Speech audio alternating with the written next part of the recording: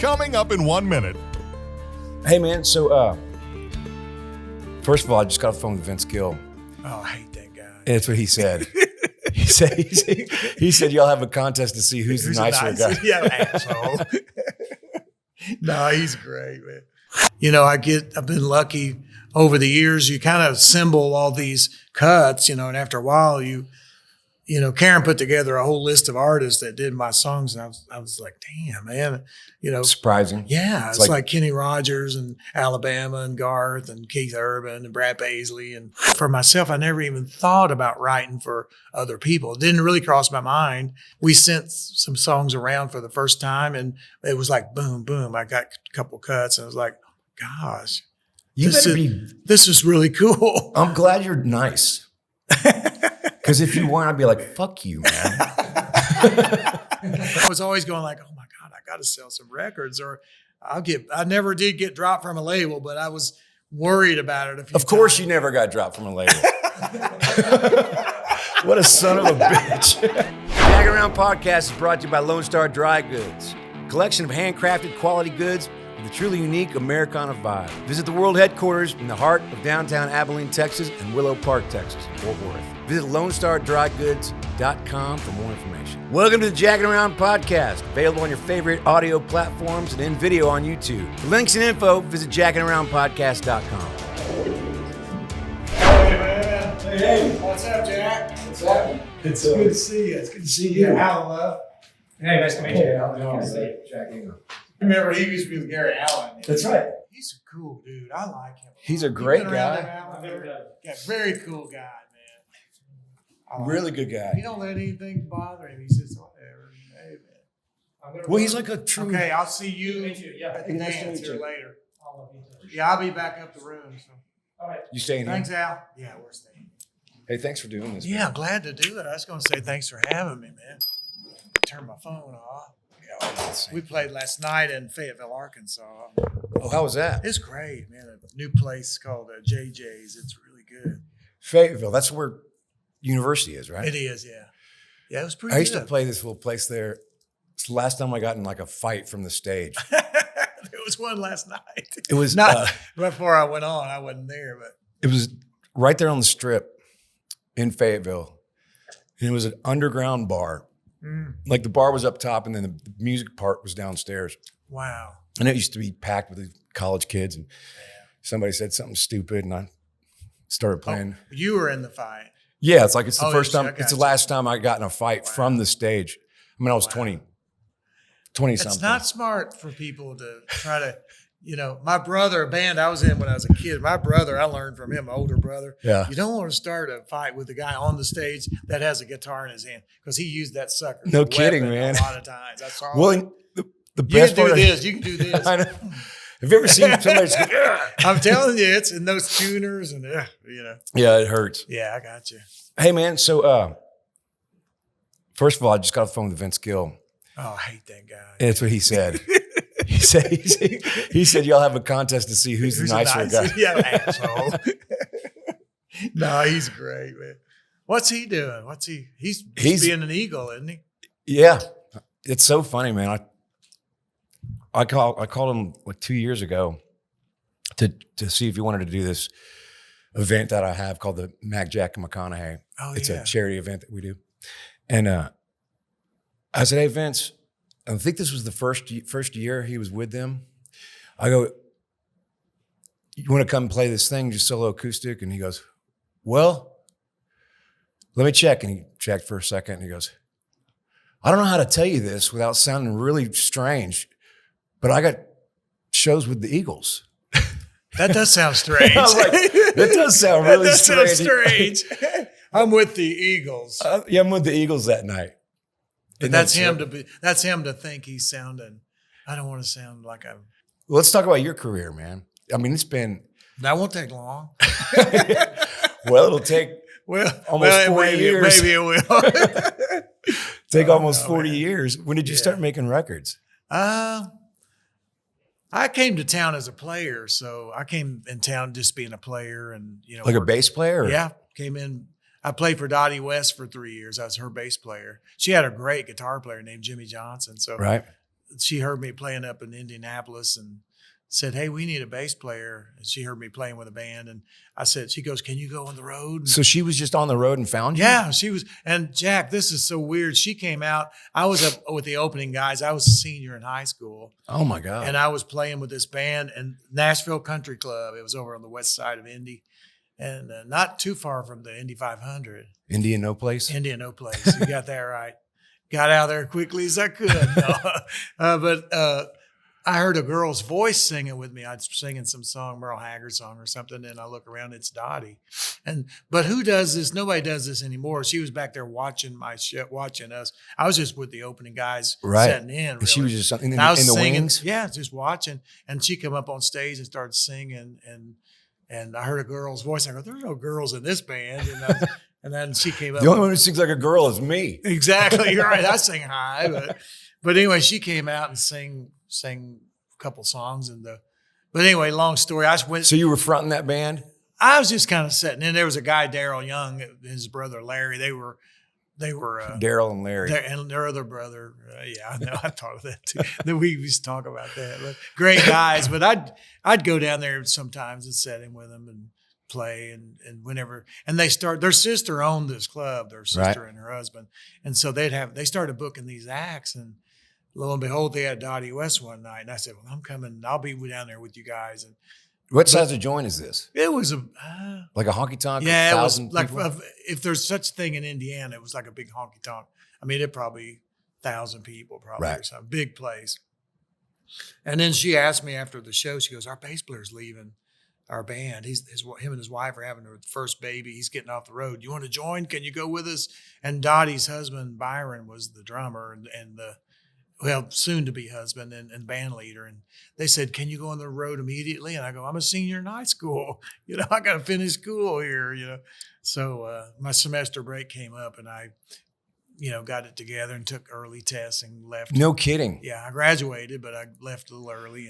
But anyway, they had a guitar player already. So I go, "Yeah, I play bass." On that opening band, I was kind of playing bass and guitar, doing different things and do a few songs and whatever. And I was used to that, though, because my dad had bands. And when I was a young kid, I'd play with my dad. Was he on the road? No, just around the area, regionally, kind of, he'd play. He had a regular job. He worked at a foundry, Did he write songs? Oh, yeah. He played fiddle. He was an old Kentucky fiddler. He played from Kentucky. He played, but then he had a cool jazz master. He's a front man. He did the Bakersfield stuff. He did Ray Price.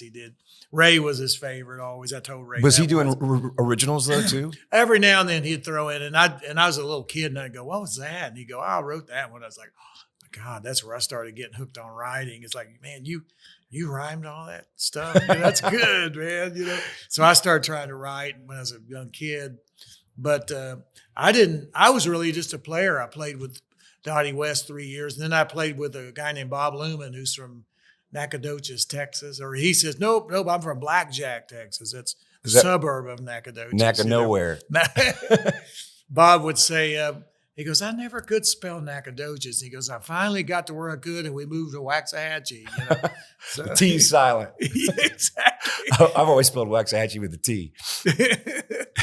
But anyway, I worked with Bob. He was tremendous. I was with him for a couple years. What'd you play with him? Bass. And they had a real good guitar player. And then after that, Bob passed away at 42 years old. Right. And I made a record with him. My first songs I ever had cut. Bob's neighbors, one side of him was Johnny Cash. The other side was Roy Orbison. And then You're Bob, kidding. 3 of them, yeah, on Caldale Drive out in Hendersonville. Wow. And so one day Bob made a comeback after being sick. And he said, "I'm making a record. My neighbor's going to produce it." And I went, "Your neighbor?" And he goes, "Johnny Cash. Johnny's going to produce my record." He goes, "I want to cut some of your songs. I never had a cut yet." Right. And so I go, "Oh my God." He goes, "I'm going to play these for John. If he likes them, we'll cut them." And so and I want you to play bass on the record. So I go in House of Cash at Hendersonville. Johnny Cash is there. 1976. Johnny Cash, man. And you got to meet him, right? That's the first time? Yeah. First time Did I he give met you the "Hi, I'm Johnny Cash"? Hey, I'm Johnny Cash. Yeah, you would expect that, right? He was so nice. But Bob called me in and said, "Hey, do that. Got to Have Room to Change My Mind for Johnny." And I got on my knee and played Johnny's Martin. That's pretty heady and I stuff, sang, man. "Oh yeah, I was just a kid," and I played that song, and Johnny goes, in that voice, he goes, "I love it. Let's cut it." And I go, "Oh, I got my first cut." I never had a cut yet. And then, Victory. I know. And then Bob goes, "Do that Labor of Love song." And I do that. And Johnny goes, "I love it. Let's do that too." I did that. We cut 4 songs on that album. I played bass. And the guitar player on the 2 o'clock session was Waylon Jennings. He came in at 2 o'clock and played You're acoustic. kidding me. How about that? And then from that same day, Paul Yandell was a lead guitar player on the session. He was a session guy. Larry London was playing drums. Right. And Paul called me at the side. I knew him a little bit too. I knew Paul. But Paul called me at the side and he goes, "Oh, these are cool songs." He goes, I think Chet Atkins would want to hear these. He was right arm of Chet. Right. Travel with Chet too. And so he said, "Give me a reel of some songs, some of your other stuff, and I'll take it to Chet. See what happens." What year is this? 76? 76. And so I got a reel together, immediately got a reel and got a call from Chet one day. And I thought it was my brother because my brother Kenny, who still screws with you all the time, he'll call up and say, he still does. He'll go, "Hey, it's Merle Haggard. Hey, poor Merle died." And I'd go, "Get out of here, man." And then so Chet called up and he goes, "Hey, man, it's Chet Atkins." I go, "Get the out of here," And You thought it was your brother? Yeah. I go, "Kenny, come on, man." He goes, "No, it's Chet." I go, "Oh, it is Chet." Oh my So God. I went down and that same day, all that happened. That led to me. Chet wanted to make a record with me. He said, "Let's go in and cut something and see what happens," And so I got with him. He listened to my songs. Let me back up. He listened to my songs. Right. I came down. He listened to songs. And he goes, "Let's go in and cut a couple things, see how." I went in Studio B with him when we cut some stuff. So what point, I guess that's part of your whole deal. That doesn't happen to just anybody. It's unreal. I mean, that one day was just crazy. And then about a week later, Conway Twitty cut one of my songs. He cut "I'm Already Taken," which he cut it before I did. I had a hit with it. Right. And but I look back on that and go, "Good Lord!" And my dad had all of Chet's records, and my dad's favorite, the girl singer, was Dottie West. I mean, it's just weird how it all came about. But Well, that's sometimes I wonder if it is weird. yeah, Or if it is just- this supposed to? At some point, you got to take it over. Either let it build your ego up, or realize what a gift it is. Well, I'm a pretty faithful kind of person as far as I believe in. I'm a believer. I'll put it that way. So I think a lot of it is you make a lot of your own luck, and I think you work really hard too on top of that. And some things are just kind of destined to happen. I really do think you're supposed to do certain things. I think, I don't know, but I think it's definitely a gift. The music stuff is a gift. That kind of stuff is funny. It is a gift, but also it reminds me of.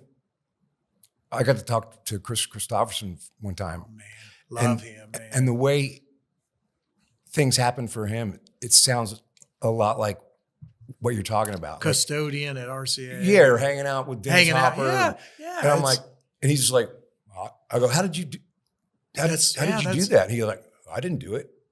I was just there. Yeah, that's right. I think that's true. I want to ask you this. Like, people ask me now, they'll say, how's the writing thing happen? And I want to ask you this because I really, to this day, I can't even answer that. How do you write a song? Like, how's it happen? And I go, I really don't know. Can you put it in words? Like, how does that? I can't put it in words. And I used to don't get think so frustrated. I can't. When I was younger, I got really frustrated at songwriters because I didn't come from a musical family. And so I was I thought you could read a book and figure out how to do this stuff. Like a manual or something. And everybody kept, all the great songwriters were always just like, it's a mystery, it's a muse, it's all, I was like, bullshit. Exactly. There has to be A plus B. There's got to be a way. Yeah, there's a formula.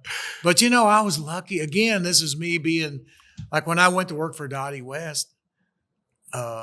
I mean, this is unbelievable when I look back on it. I've never been out of Kentucky. My parents both are from Kentucky, you know, same little area, across the holler from each other, they say. And Right. and then they moved to Indiana in the 50s. You know, we were all born at, my oldest brother's Kentuckian, but we were born in, but I've never been out of Kentucky and Indiana. It's the only places I've ever been. And I'll find myself in Nashville. Never been on an airplane, like boom, immediately Dottie does a Europe trip. I'm on an airplane. My first plane ride was to London. That's the first time I ever flew. You know, and I find myself, you know, That's insane. I'm in Europe, you know, and I meet Chet Atkins on that trip. That's when I met Chet in London. I met him in London, actually. That was like, I'm going way back now in front of all the stuff I just laid out. But so I met Chet at Wembley Stadium. I met him in London, and So you're 18 years old and Yeah. you're in Wembley Stadium. mm-hmm. And then I do my very first gig. I wasn't with Dottie a couple weeks, and she's doing the Opry, and it's at the Ryman still. It's down on Lower Broadway, you know, or off Broadway at the Ryman on 50th. Were you real reverent about all that stuff? Oh yeah, because my parents, my mom and dad. My dad was like, oh my God, I truly mean this too. And not saying it because it's my dad. He's been gone a couple years now, but my dad could have been a country star. I mean, big time. He could have. Yeah. He could write, he could sing. He sang like Eddie Arnold, a cross between Red Foley and Eddie Arnold. He had that real crooner voice, great pitch. I mean, great tone and pitch. But I always say, I wrote a song about it with Don Slitz too. I wrote a song called Caught Between Your Duty and Your Dream. Yep. And that's what my dad was. It's about that. He looked around and had 6 kids before he knew what was causing it, basically. You know that happens, Dad. That does happen, you know. And he is from Kentucky, you know. So, Yeah. But, you know, and then my dad was loyal to the family and didn't want to give that part of it up. So, but he could have been an Opry star, a country star. He could sing like a bird, and I love it that he got to live a lot of it through me. Yeah, he got to see all your success. Yeah. And when I was inducted into the Grand Ole Opry, I remember, you know, my dad was there, my mom was there. My dad, I look over, my dad and Grandpa Jones and Chet Atkins are just over there talking. I go, that is the best, man. And then my mom's over there with Porter Wagoner, and I go, no, don't be talking to Porter Wagoner.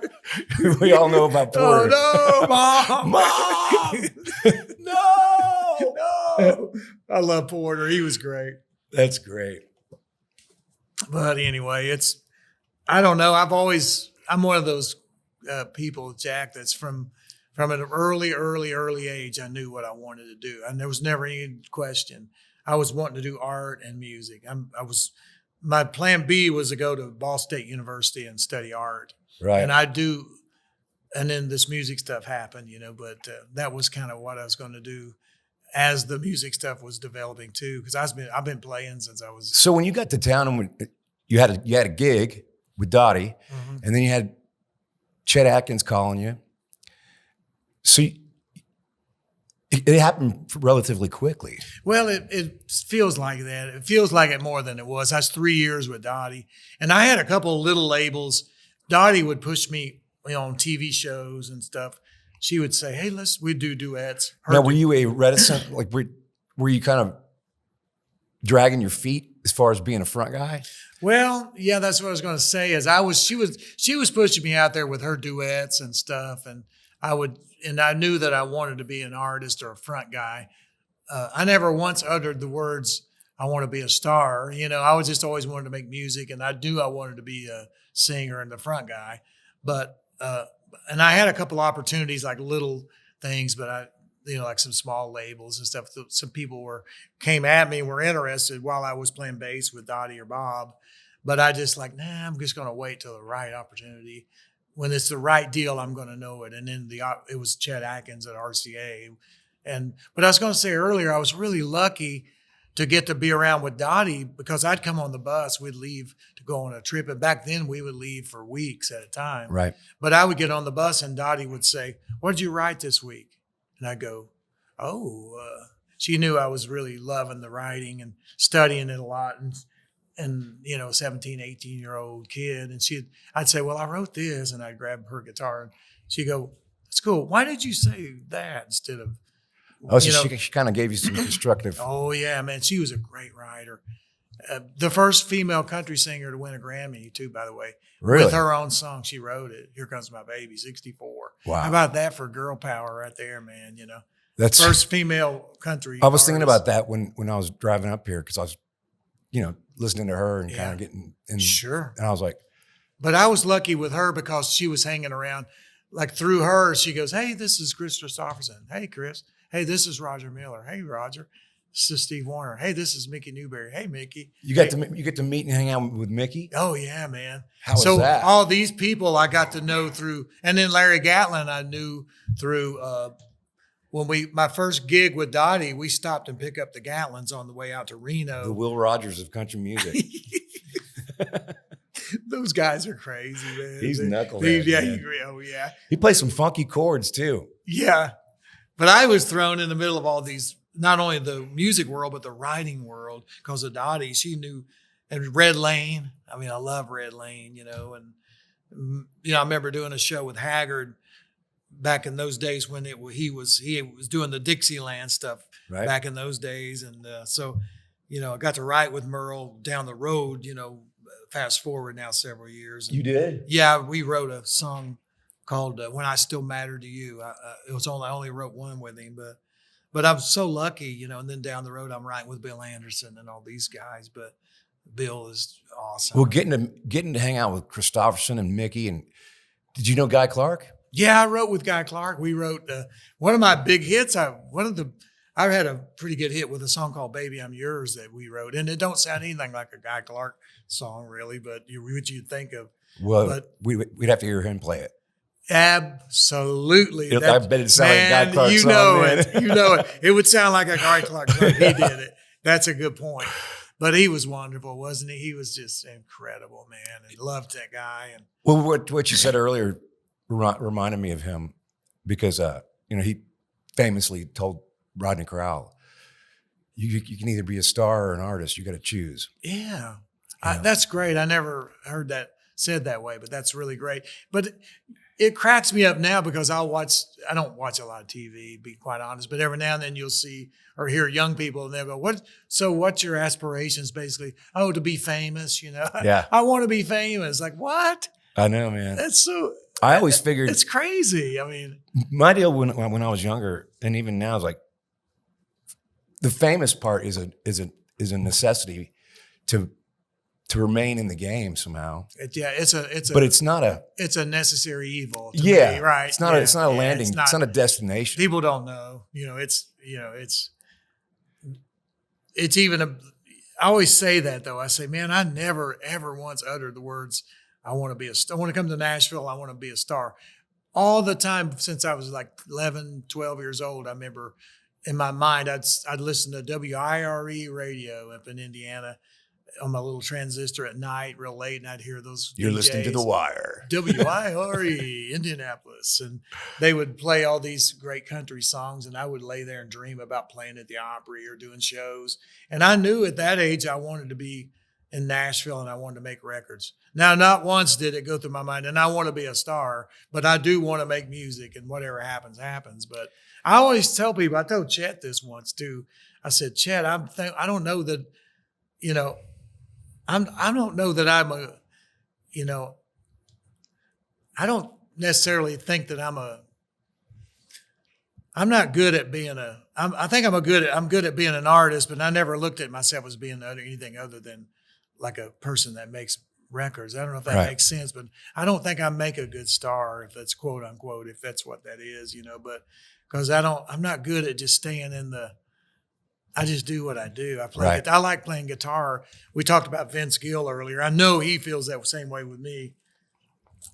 He would just soon be somewhere playing guitar with the band than, oh yeah, you're on stage. Hurry, you got this. And Vince would rather, he's like me. I'd rather just sit over there and play with a steel guitar guy and work something up as to, Yeah, oh man. yeah, I got to go do that. Okay.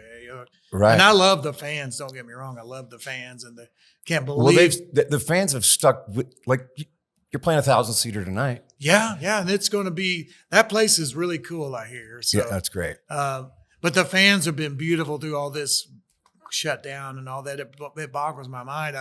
The first show I play after 2 years. Well, I did 4 shows in 2020, and all 4 of them were at the Opry. Oh, wow. 2 of them were totally empty seats, 4,400 empty seats, not one person in the building. And That's hard. It's crazy. Of course, Bill Anderson said, you should be used to no people clapping at the end of your songs. Shut up, Bill. Yeah, I've emptied bigger rooms than this. Oh, yeah. I've had empty places, yeah, but At that's the weird. height That's of weird. having hits in the 80s and 90s, were you playing arenas? Yeah, I played some arenas, and I did some cool tours too. I toured by myself coast to coast Canada, and it was a Chevy Drive tour that was all big arenas and stuff. And we went from Vancouver all the way to Newfoundland, to all Halifax, Moncton, St. John. You in the band? Yeah, just Wow. me. We had opening people. Toby Keith opened on the western part of the country, and then from there on, Larry Stewart opened, and so and then I toured. I've been on some cool tours. I toured with Reba. We did basically the same thing with Reba. I opened for Reba coast to coast Canada, and then all across the whole year. And I did a tour with Hank Jr. I toured. I did a big arena tour with Hank. How was that? It was nuts, and I love Hank though. I love him, and he was always good to me. And he called it the Beauty and the Beast tour is what he called it. And I was young. Let me guess who the Beauty was. I don't know. I'm not sure, Jack, but he was great. We had the same agent who was a wonderful guy. He's gone now, Dan Wojak. He was just tremendous. But he said, man, he goes, bear with me, but this would be a cool tour. I was having hits, and of course Hank was Hank and having his big gigantic hits. And so I went out. We toured a ton together. And my very, very, very, very Pretty first contrasting tour, styles. Oh yeah. We had to. It was one part of the tour once in Canada. We had the Kentucky Headhunters, and then me, and then Hank. That's what. But my very, very, very first tour before I even had a hit record out, and I did cover songs, was with the great Hall of Famer, iconic Charlie Pride. You're kidding me. I toured open for Charlie. I got a call from his manager, and one of the Dave and Sugar girls was real sick, and they had to bail out on this about, I think it was 6 or 7 dates of the end of the tour. And so they said, can you get up to Halifax? And my first record wasn't even out on RCA. Chet and I were trying to make hit records and hadn't got there yet. And so I go, yeah, I'll do it. And so I flew by myself up to Halifax, and then I hooked up with Charlie, and then I flew over. Well, I think our first show was Halifax. Were you playing just with a band, or with Charlie's band? With Charlie's band. And we were doing The Good-Hearted Woman and whatever else I could think of. Yeah. Didn't even have a record out. And I played a couple things by myself that was going to be coming out. And Charlie could not have been nicer. I love that guy. He was a good guy. He was fantastic. And flew with him on his plane. And, he treated me just like a kid. I met him one time at a driving range in like Plano, Texas. And I didn't tell him I played music. I was just He told you your birth sign, though, didn't he? Your zodiac sign, I bet. No, he was just he could do that. I didn't know that? How did he really? walked up to me first time I met him. He walked up and he goes, "You're a Capricorn." I go, "My God, I am." I wish he didn't know. I've seen him do that 20 times to people. And does he hit it pretty Always. Never saw him miss it. You're a Sagittarius. Yeah. That's a trip. I don't know how he did it, but he could do it. I saw him. He was friendly, man. He was talking to everyone on that. Nice. Rosine, on that golf his range. Wife, love her, and but anyway, I flew with him, and he always treated me like gold, Yeah. And then I didn't even have a record out yet, and he was so kind, and then my next tour I had my first number one was in '81. There's a song called All Roads Lead to You. And then I toured that year. Barbara Mandrell was humongous, had her own TV show. And I remember. And they asked me to open for that to all the year, and which I did. And that was incredible. We played some incredible venues. She was super, super hot. And then I did her TV show. She was hot. Too. Yeah. She was hot. Smoking hot. I love this show, man. This is the best. She was hot. She was. Born on Christmas, too, like me. We're both Christmas boys. Really? Yeah. Yeah, man. As Larry Gatlin told me not long ago, boy, you guys came in second on that deal, didn't you? Being a Christmas baby, that's tough on birthdays when you're a kid. Birthday? No, What's no that? presents. What is that? Yeah. Some kids would go, we're having a birthday party when I was a little kid. And I go, a birthday party? What is that? I've never heard of that. No kidding. Man, what a blessed career. Yeah, I've been lucky, man. It's been good. Well, like you said, well, yeah, make like your we own say, luck. but yeah, it's been great. I really enjoy I think as I get older, I look back on it and I really enjoy the creative parts of it as much as anything too. The learning, being in the studio with people like Jimmy Bowen and Tony Brown and Chad. And You still get how often do you Learning how record to- stuff these days? I don't do a ton. I write a lot. I write on a pretty regular basis, but I'll be quite honest with you. I'm doing artwork as much as I'm doing music anymore. Painting or Yeah, I do painting, and I do during the quarantine. I started studying some different kinds of art that I never had done before. But I did a Christmas album this year. It just came out. First record I made in a while, about 5 years. I is guess. it like traditional stuff? or- It's about half and half. About 60% original, and then the rest is standards. Just some of my favorites. But I produced it, and I played like 95% of everything on it. It's basically because of quarantine. I just didn't have anybody coming out, and I said, "Well, I play upright bass. I'll do it myself." That's killer. Or mandolin. I played. Did you play the everything. drums? I played drums. I played mandolin, upright bass, a little bit of piano. All the cool piano wasn't me. If you hear the record, it's the cool piano is someone else. But I did play some keys, and I played. Let's see, what else did I did all the background vocals. I arranged string quartet. When did you write the original stuff? Did you write it? Various times. It's recuts. Songs you've had? Yeah, I wrote one with Bill Anderson years ago called "Christmas in Your Arms." I've always loved that song, and I cut it for a compilation project on Capitol years ago, and so we recut it. And then I did a couple of songs from an album I did, Christmas album I did in 1990. I recut "On Christmas Morning." I did that, and "Our Savior is Born." I recut that one. It's a real open tuning kind of thing, really sparse, not much to it. It's real simple.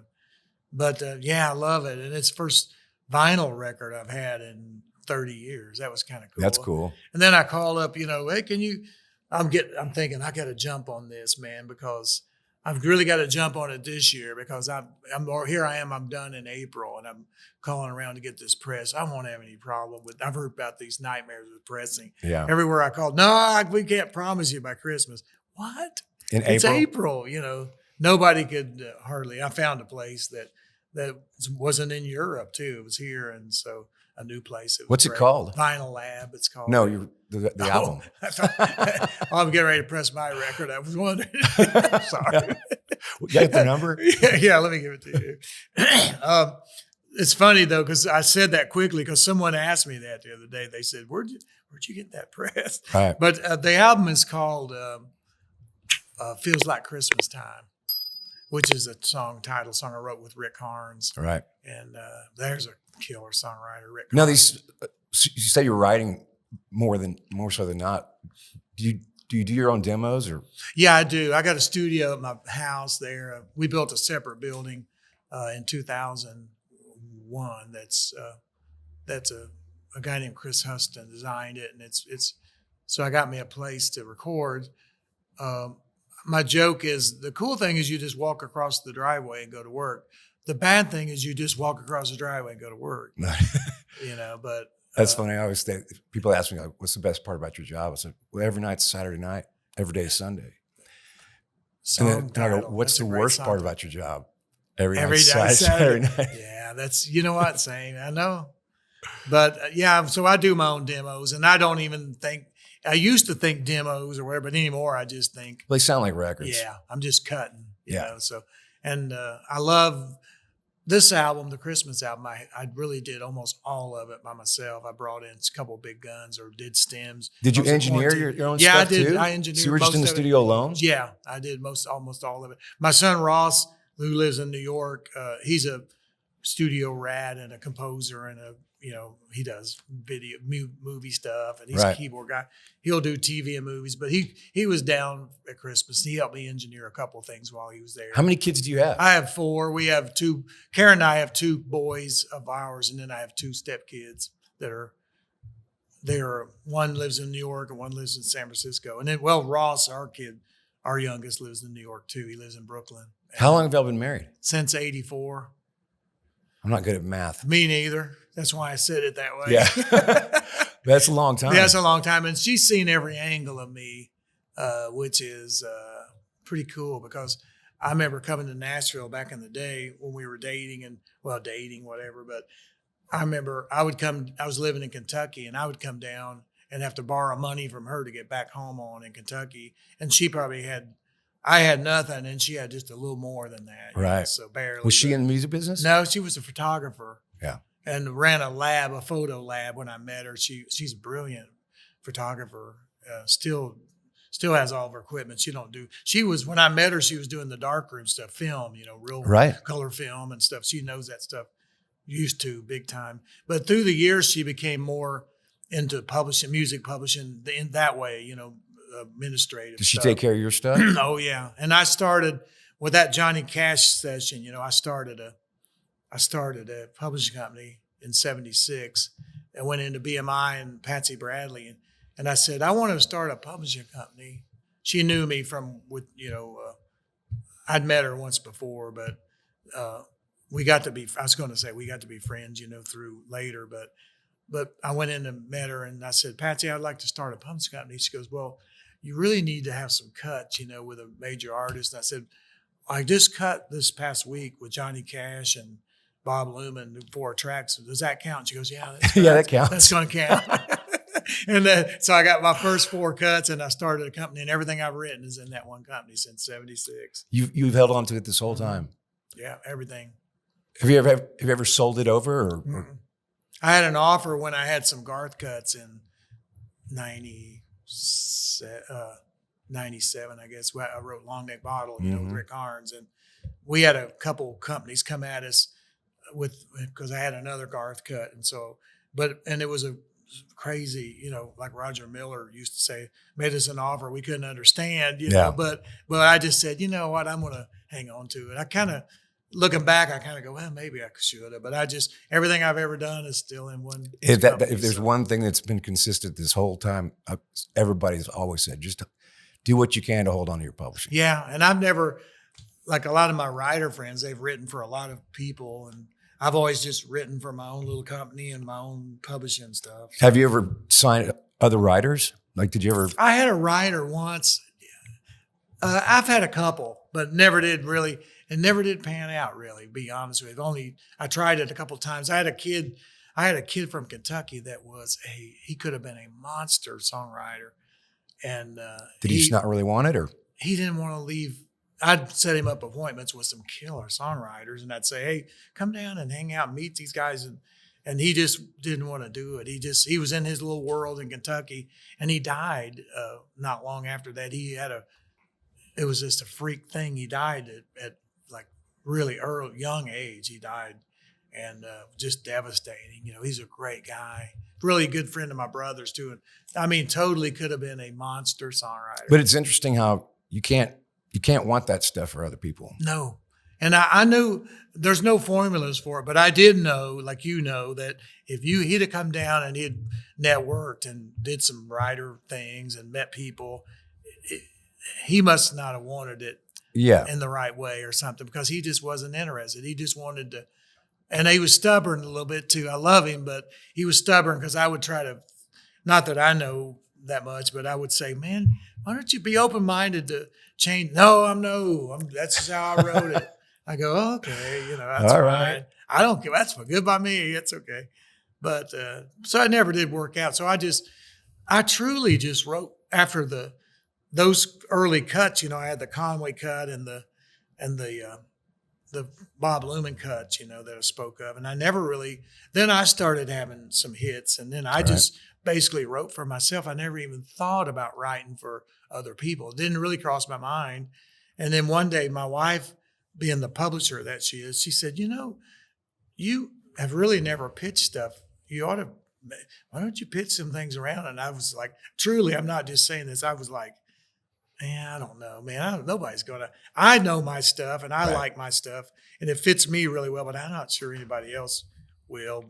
And she goes, well, let's just send a few things out. And we sent some songs around for the first time. And it was like, boom, boom. I got a couple cuts. And I was like, gosh. This is really cool. I'm glad you're nice. Because if you weren't, I'd be like, fuck you, man. My wife Kiss said, my ass. right here, man. And Karen goes, well, I'm going to send, I made this nasty demo of Long Neck Bottle. And it's nasty. It's don't even sound like anything like Garth. Right. And so Karen goes, she's really smart. She's, where would I be without her? But she goes, that's, I said, who's that? What do you think that sounds like? She goes, we ought to pitch some of this stuff. And I go, well, who's that sound like? She goes, I think Garth would like that. And I go, oh, are you serious? And so she goes, I'm going to send it to him. And I go, well, okay. She sent it to his house out in Oklahoma, and boom, he goes, I love this. I went, oh my God. And then he made it, him and Alan Reynolds made it into what it was. Yeah, huge. Yeah. And they asked me, I was tickled. They asked me to play on it. And so, but then I was like, golly, man, I'm not being overly humble here. I'm just saying it surprised me because I got 3 or 4 cuts and then it just kept kind of snowballing, and I've been lucky, man. But I'm guessing at some point you stopped being surprised. I mean, when one thing happens, that you can call that luck. And 2 things happen, okay, real lucky. But 3, 4, 5, Yeah, I mean, it seems there's like a pattern here. every piece of shit you stepped in turned into gold. Yeah, I think you just keep hammering at it, and I guess I just go. My saying always is, I just do what I do, and if it happens, it does. If it don't, it's not meant to be, I guess. Yeah. So I just kind of look at it that way. But I've been lucky over the years. You kind of assemble all these cuts, and after a while, Karen put together a whole list of artists that did my songs, and I was like, damn, man, Surprising. Yeah, it's like Kenny Rogers and Alabama and Garth and Keith Urban and Brad Paisley and Not to mention all of your hits. Names. Yeah, and then lucky for me, I was, and with Jimmy Bowen, or some of the producers too, like Tim Dubois and Tony Brown and Jimmy Bowen, and a lot of and Chet certainly started the ball rolling because Chet wanted me to do my own stuff. They were all those, like Jimmy Bowen was always like, write some stuff, bring it to me, I want to hear it. So Did you co-write much? I didn't Yeah. early on. I didn't. And then when I started having my hits, I would get with people like John Hall or gosh, I can't even write off. I can't, Kent Robbins. I loved him, man. He was great.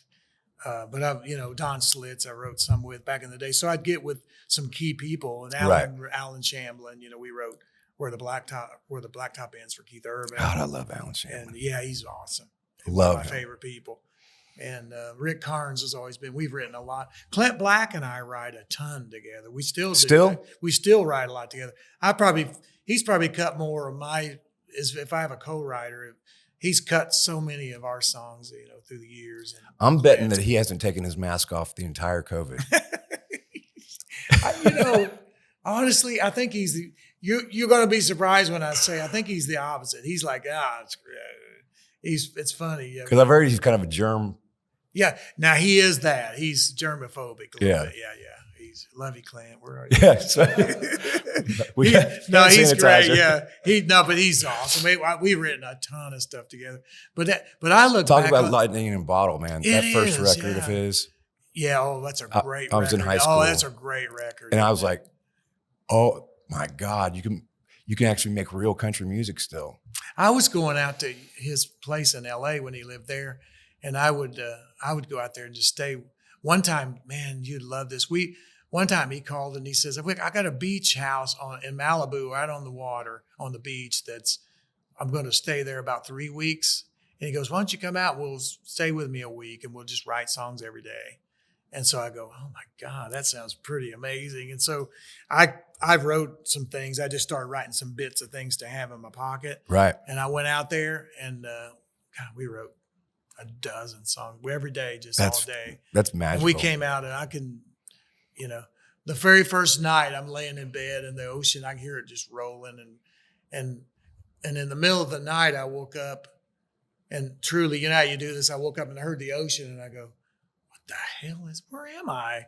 And I'm looking around. I don't for just a second. And Yeah. then so when I walked downstairs, Clint was there with coffee, and I go, well, I got an idea for a song. And I go, he goes, what is it? And I go, did you ever wake up in the middle of the night and wonder where you are? And he goes, oh yeah. And we wrote Been There. Yeah. Because in the middle of the night, I was like, just, I'm feeling the walls. Oh, that's the Where am strangest I? thing in the I world. do that. Man. Do you do it on the road? I do All it all the the time. time. Just for a second, you just go, Like I'll wake up and I'll see a wall and I'm like, where the hell am I? that wall wasn't there yesterday. I did it today, actually, when I woke up in the hotel room today. I was like, just for a split second, oh, I know where I am. Okay. Right. Isn't that funny? The road stuff is How often are you on the road these days? Like, not a lot. I probably I mean, minus COVID. minus COVID. On a regular year. Oh, last 5 years minus COVID, I probably, I'm just 30 days, 35 dates a year or something like that. I'll just kind of cherry pick and do. I just play because I want to. Yeah. I just want to go play, places I want to play. I play Texas 90% of the time. Right. As long as they want me, I'll just keep playing, Right. until they run me off. But Yeah, this isn't a job I can you be, really quit. sorry. You can't really quit this job. No, I don't know how you do it, And my wife sometimes will go, promise you this is not an ego statement at all, but she'll say, why do you want to do this? You don't have to go play, you could just hang around and paint or do whatever. And I go, I know, but I like doing it. I'm a guitar player, I'm not, Lord knows there's not a lot of money in it sometimes. Right. It's not, you just do it because you love it, so, but it's what I do. So like you, I'm sure. Well, 30 years into it. Yeah. Love doing it. It's like you get up on stage. I don't know what else. I'd be off somewhere painting a picture or doing something, but I don't know what I'd be doing. It's funny. The whole thrill for me is to write a new song and play it for somebody. Yeah, absolutely. Just see that response. And, the first time I heard somebody else singing my song, I pulled into Tusculum Shopping Center in Antioch, Tennessee, right outside of Nashville one day. And it's when that Bob Luman stuff was recorded. And I remember I pulled in and this car pulled in beside me. Summertime, her window was down, my window was down. It was a really good looking girl. Mm-hmm. And she had a country station on and it was playing my song on Bob Luman's song that I wrote.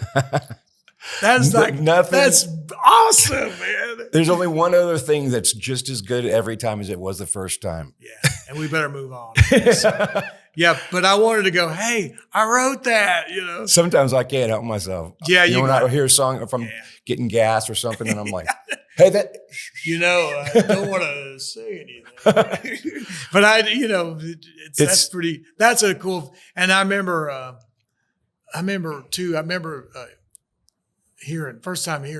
Clay Walker was one of the early, he cut one of my songs. And I remember hearing that and going like, oh man, hearing somebody else singing your words. And then Garth did that Garth song. I remember just flipping over it in the studio. I played on it. I played the solo and then his booth was right here. He was watching me. He was making faces, giving me the finger and stuff Right. while I was playing. And he's awesome. And then I was like, I was on such a high. And then I get a call. Oh, him in Capitol. It's some litigation. He's not going to do this album and then I was like, oh man, 3 years go by. You're kidding me. I had the Garth and I played on it. So I heard it. I knew it.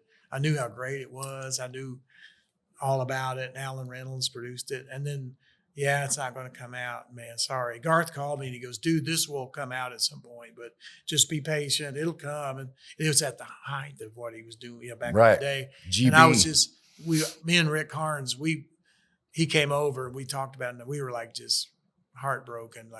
I was already going like, oh my God. I just wanted it to make the album. And then 3 years really go by, 3 years.